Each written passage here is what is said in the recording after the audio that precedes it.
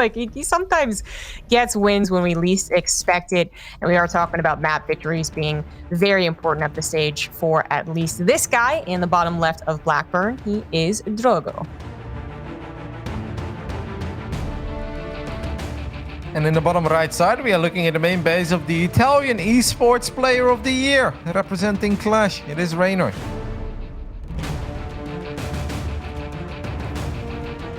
Cool thing to win. Yeah. Very cool. He looked cool on stage. He looked happy. Ooh. What the hell is happening here? Ooh, yeah, what is happening? So a drone gets sent across the map, and then not even a decoy drone by the looks of things. That is legitimately taking a base that is unexpected. But then there's yet another drone that's doing something even more unexpected. Yeah, I don't know what, but it's there. I think he's going to try to send it into the natural and try to hatch block. So it's hatch first at the gold and then try to get a hatch block up in the natural of Drogo too. Drogo, his probe is leaning back to, or oh my goodness, Drogo is going for a forge. All right, this game just got bananas. Because now it's like, in a weird way, it's not bad to have the forge because it's good defensively too. And you can be aggressive with it at the same time. This may very well come back to haunt Reynor actually.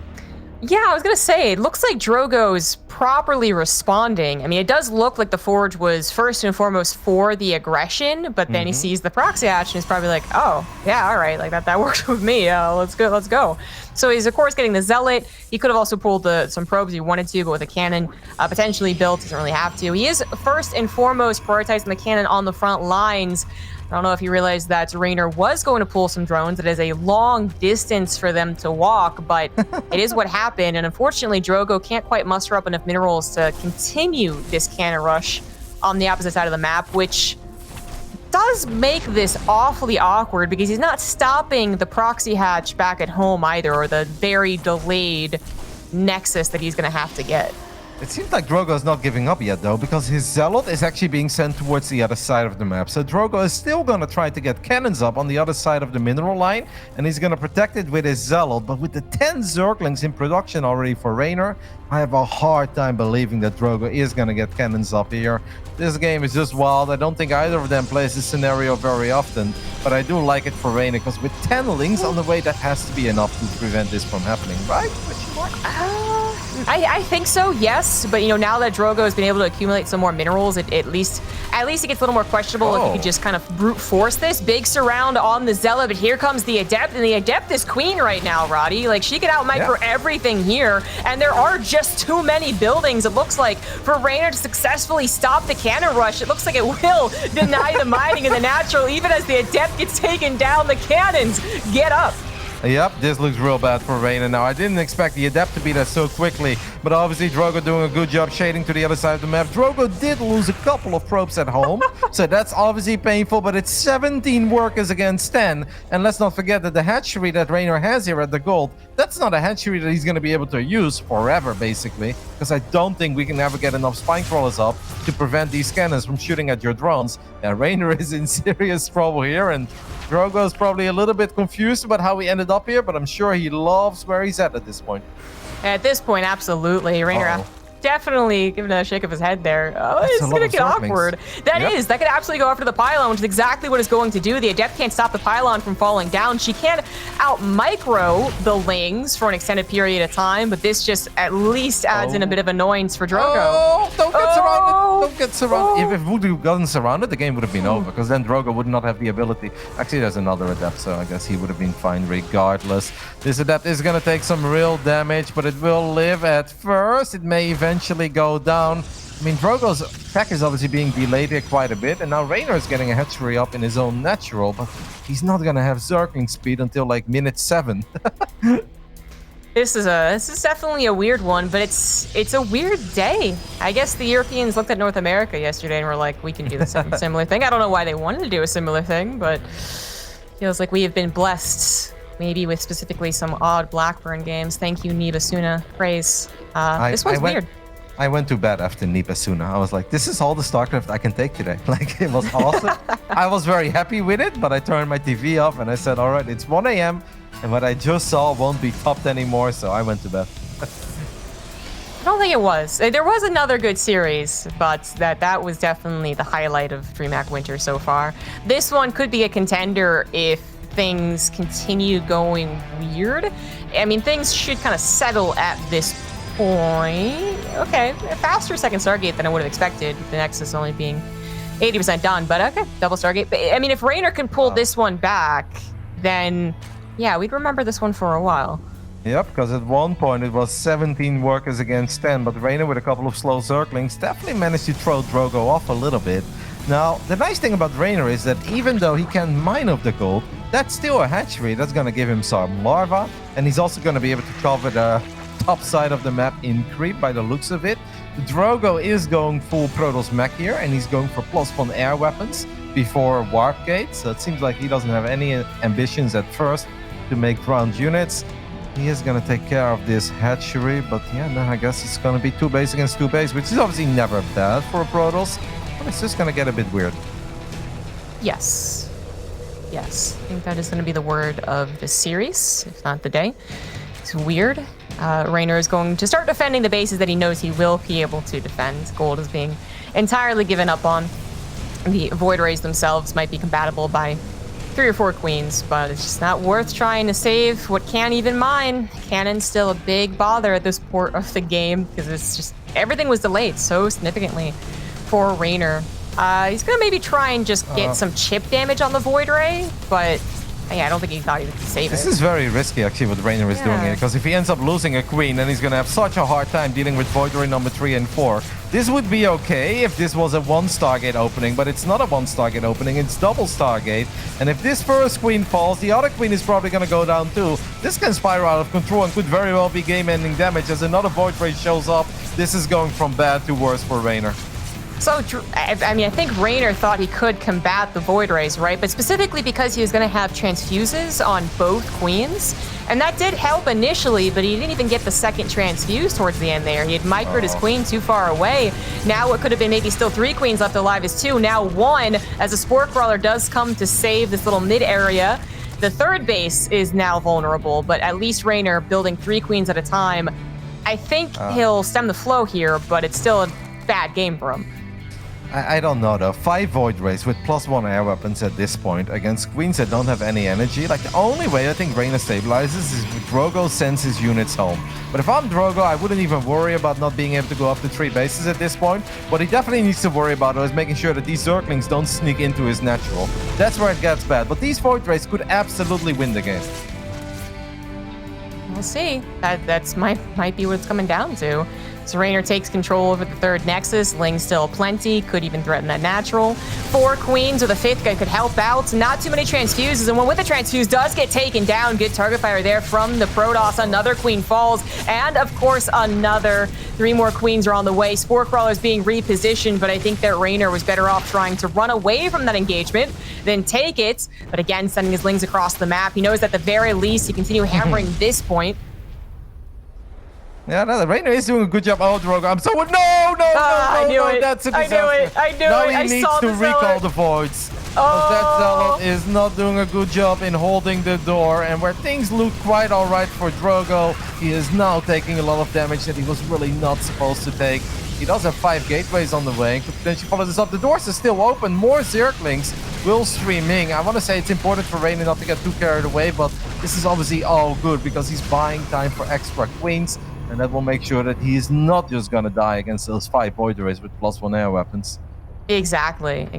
Like, he's lived. I think he's also surprised. Ooh, good last-second defense there with the pylon. But I think that Zealot either had to be just kind of moved over to the right a little bit, so it perfectly blocked, or just get a Stalker a little bit chunkier. But that's... I was worried. And Reynor, he's going to test those vulnerable parts. He's not just going to assume that it's well defended, and it wasn't. So buying that important time to get enough queens, going up to 11 queens and finally getting to his roaches. The Void Rays can't bully like they used to. This is the time where I believe in Reynor's comeback, if he hasn't already made it. Captain Reynor has made a couple of remarkable comebacks over the last few months on this map. I recall a certain game against Max Packs that was absolutely ridiculous. He's gonna get a full surround on this Nexus, and that's a lot of damage. These Lings may not have +1 melee, but this many Lings, Void Rays not quite as good as Oracles against Zerglings. Drogo is gonna be forced to cancel it again. That's the third or fourth time already in this game. And now Reynor also is cranking out some roaches to make sure that he doesn't struggle with a couple of zealots with shards that are going to show up on his side of the map. What a bizarre game so far. Really. It's just still up. Forgot about that. Well, that might be an issue a bit later if it goes that way, but Drogo clearly planning on attacking.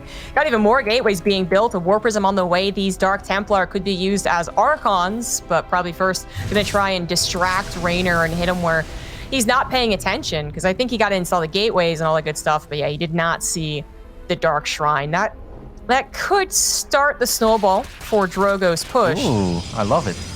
Oh, that is clever.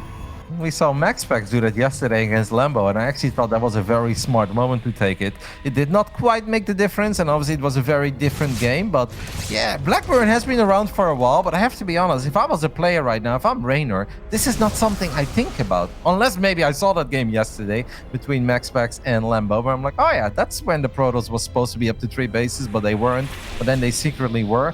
I like the move by Drogo a lot. I don't know if it's gonna work out in the long run, but I think it's a cool idea.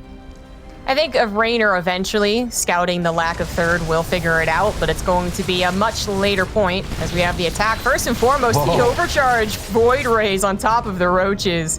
Yeah, Reynor realized his mistake, letting him get a little too far forward, but with roaches and 14 queens, apparently that is going to be good enough to defend. 4 infestors on the way. Reynor, at this point, probably thinking this is truly all in and getting more and more confident in his victory, and it's definitely dedicated. This base that Drogo has, his third, is going to be awkward, but if it's not scouted, then, you know, more power to it. It is a successful third base. And it's also kind of hard to attack that for Reynor though with his army, because Queen's having to go up that ramp and then going through that tiny choke point. That's just not something where you really want to be with your Queens. So even if Reynor knows about it at this point, what do you even do about it? I think the best thing he can do is just try to get an even bigger army, get some extra energy on these infestors, because right now the infestors are good against literally every unit that Drogo has. That's a good point. That's getting a little scary. The Void Ray's getting a little overconfident. Here come the Fungals. 2 queens, or 2 Void Rays get taken out of the queens regardless, and that last Fungal did help a little bit, but the War Prism also getting taken down. Feels like Drogo is going to run out of steam, at least as far as the aggression goes. I think maybe he didn't realize just how big the Zerg army was, and is really regretting that last little poke in there. He's going to barely be able to pull away, but then he has to worry, maybe now at this point, of Reynor actually just going across the map. Well, Reynor probably thinks that he doesn't need to, because he's like, you know, it's 3 bases against 2. You're going to be forced to keep on attacking into me. Now Reynor, his roaches move up to the high ground. And that gas, what a traitor gas. He shouldn't have taken the gas, Zombie Grub. Big mistake. Oh, poor Drogo. Well, now he's got another point to defend, and his army's just not actually capable of doing so, even if he tries to abuse this choke. The Fungals have been brutal, consistently adding damage to these Void Rays, so they're Skittle Void Rays now, and a couple of shots away from death as we still have all 14 queens ready to go. Go up to 15, in fact. Now we have Hydras, all the technology from Reynor. He just has to break down these rocks, and there's not much Drogo can do about defending this base. He knows he has to. It's his last chance in this game, but... Yeah, he built a robo here too, right? That makes it extra painful. Yeah. I mean, sacrificing this base is maybe not an option, but if you also build your robo here, then it's really not an option. Corrosive Balls will connect with the Void Rays too. Couple of DTs have been warped in, but Fungo is obviously going to reveal these Dark Templars. The Fungo hits everything, and that is going to do it. Drogo's army simply doesn't stand a chance here. My goodness, a 14-minute roller coaster on Blackburn to kick off this series, but it does seem like it's going to go Reynor's way. Disruptor coming out a little bit too late, take advantage of the choke.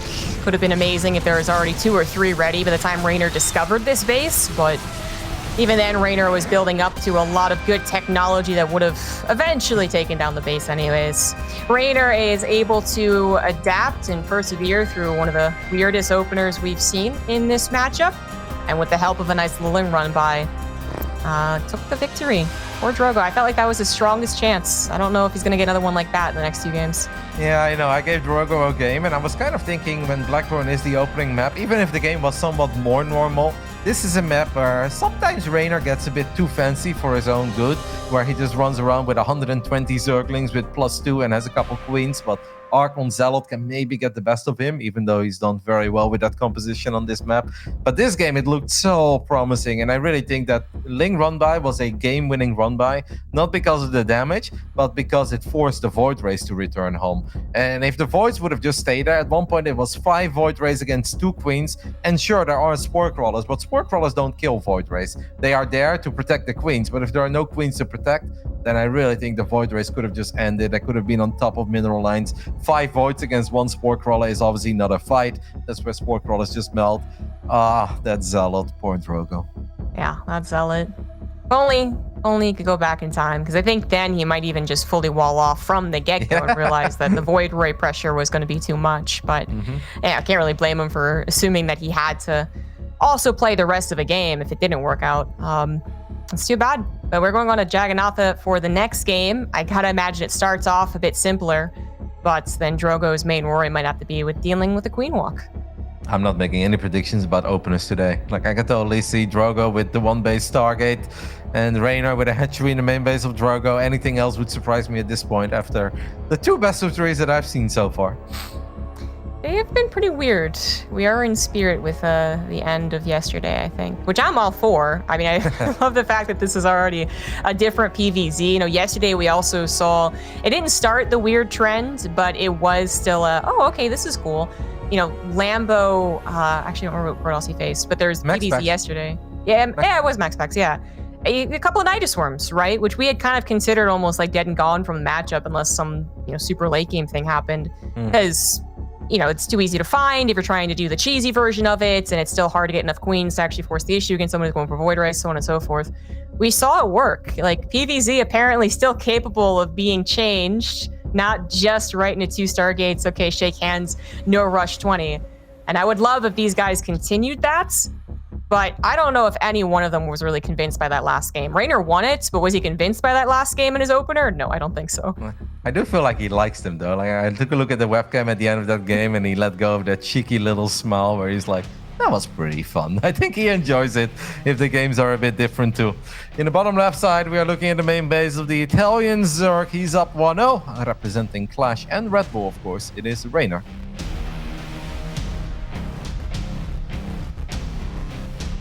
In the top right, as the blue Protoss, he is PtitDrogo.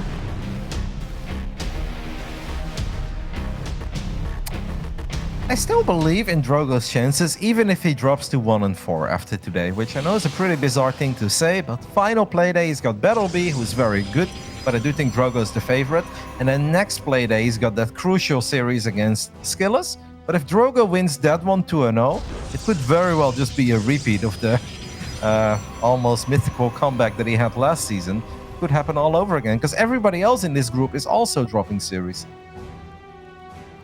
It's not quite as severe as Group C, where you have this really weird, just 3 undefeated players, and then everyone else is scrambling for victories. But it's certainly weird enough that, yes, Drogo still has a chance, even if he were to lose here.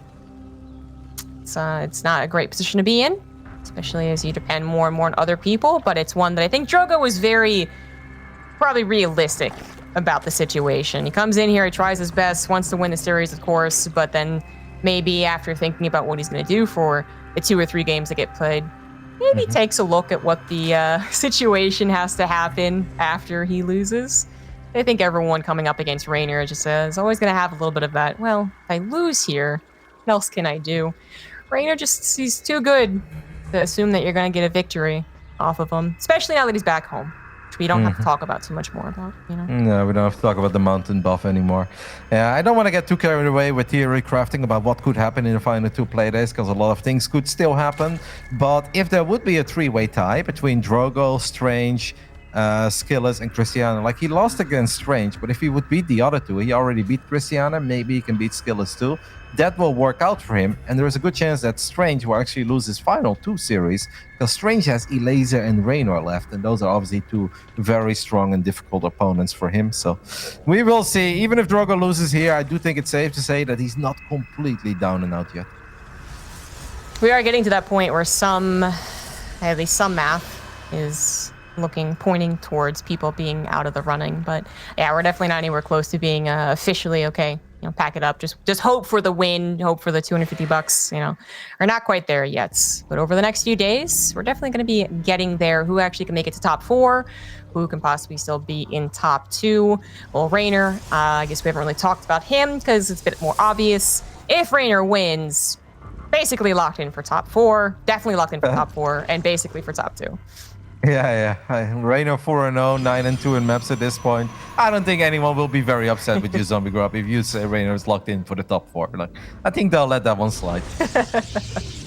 But, top 2, that's more where I was getting at. Top 2 is where everyone, especially a guy like Reynor, kind of wants to go, expects to go, and that's going to put him farther into the bracket next week for the playoffs. Now, what has happened in this game? Normal stuff. Bit of a hatch block, yes, from Drogo, but that is normal. And then into Stargate's Void Ray Oracle.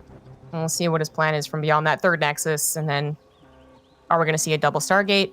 It's not going to be nearly as fast of a +1, that's for sure, as Warpgate's actually going to be finishing. But there's the scout there from Reynor to ensure the timing of the 3rd Nexus.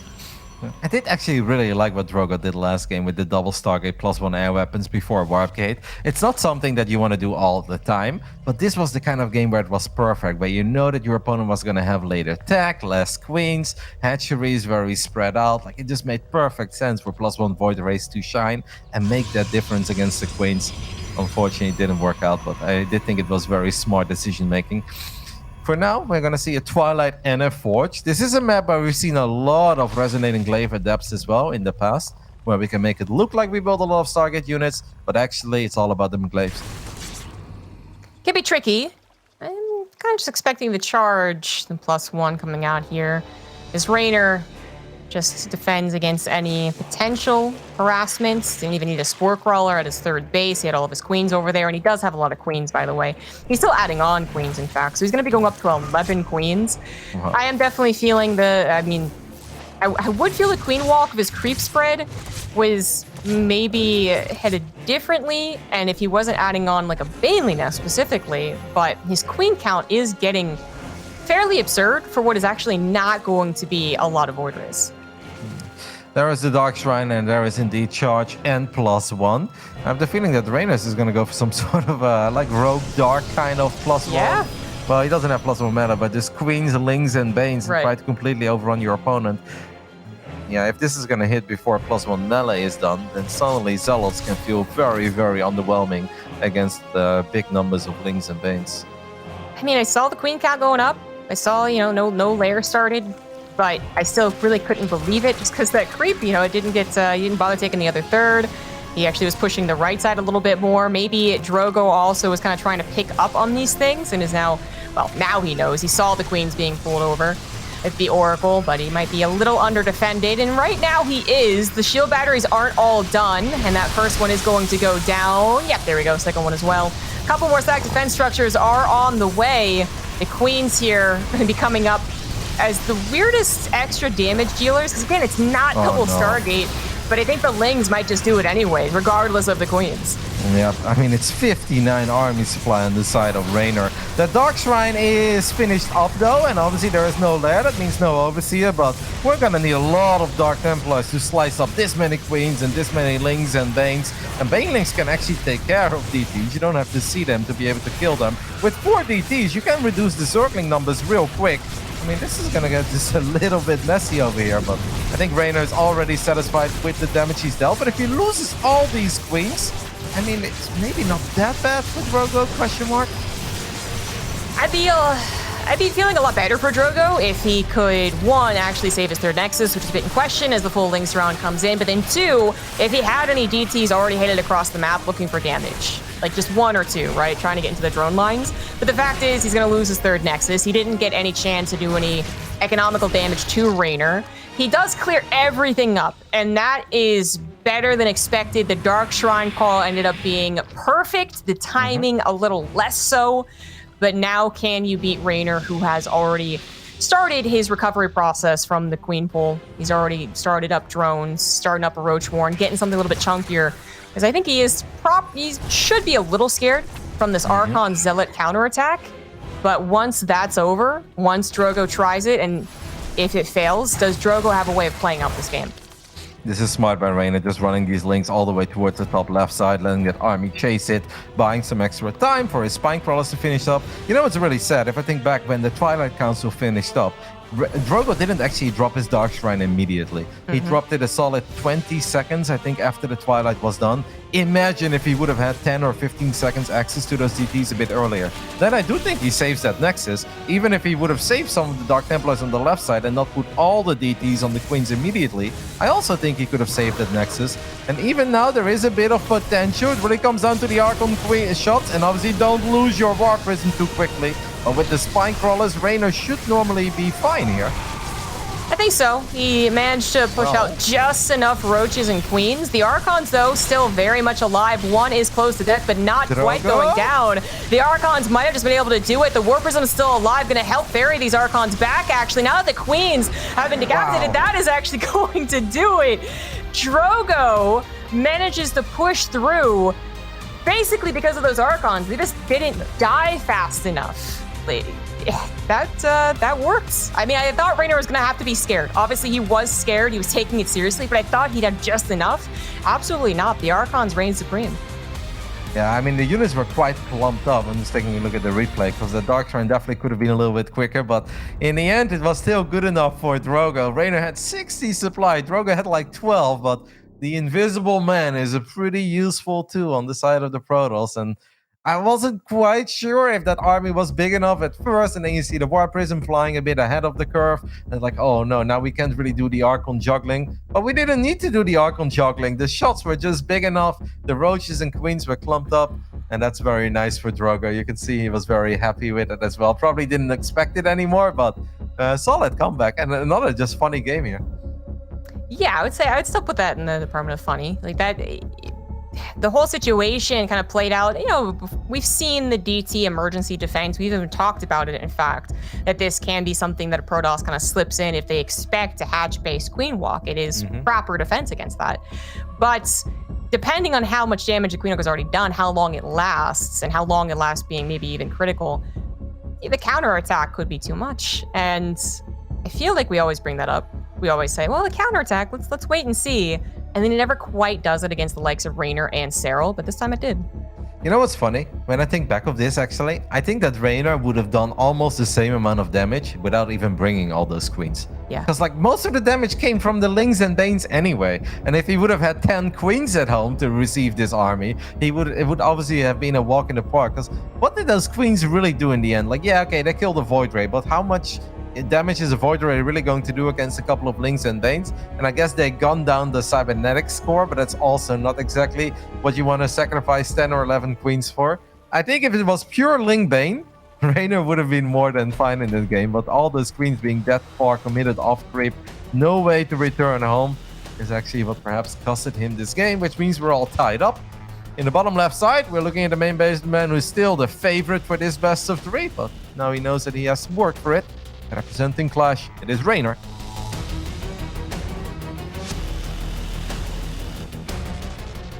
And in the top right, as the blue Protoss, we have Drogo.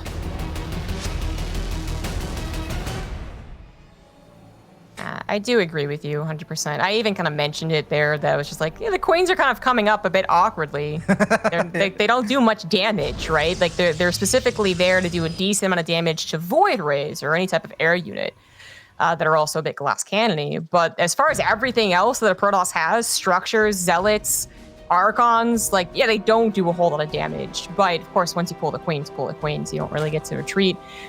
Maybe in that game, once he realized how well the Lings were doing, maybe he could have pulled back the Queens, but he had no idea the Dark Shrine was on the way. So he just thought, hey, you know, whatever. Like, I'll just throw everything at him. I don't really care anymore. But, yeah, by the time he realized it, the Queens could not be pulled back. They're way too slow. it just still is a funny situation. I think Drogo knows he got that a bit by the skin of his teeth. And again, I don't feel necessarily super confident for his victory in the third game, but you get one, you can get a second one. One of the ultimate feels-good moments as a Protoss player, though, is when you know queens are very far off creep and you warp in not one DT, but you've got like 4, 5, 6, and then you're like, you have those scary seconds. Is there? Oh my god, there is no overseer, and it's just like the pure joy that takes over your body because you know that the DTs will get all their hits off. Queens are too slow to just even prevent any hits from happening.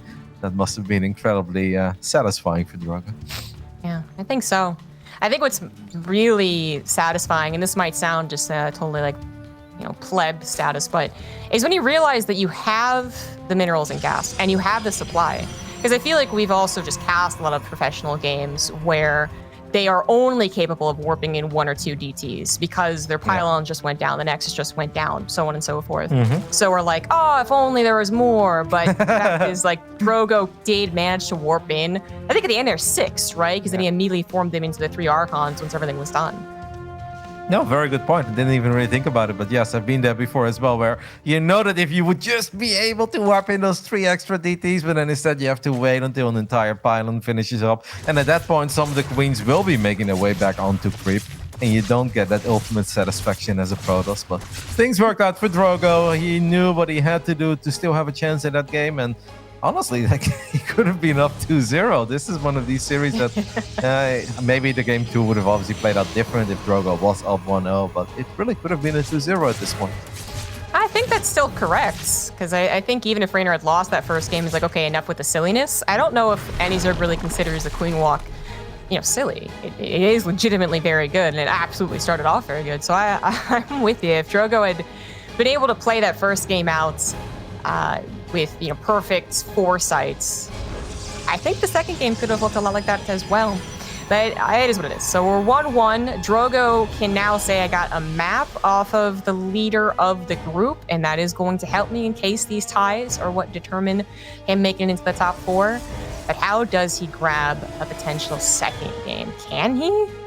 Maybe. We talk about Drogo being the underdog. We talk about him having a very poor win record against Reynor. All those things are true. He has shown really good Protoss versus Zerg before in the mid and late game.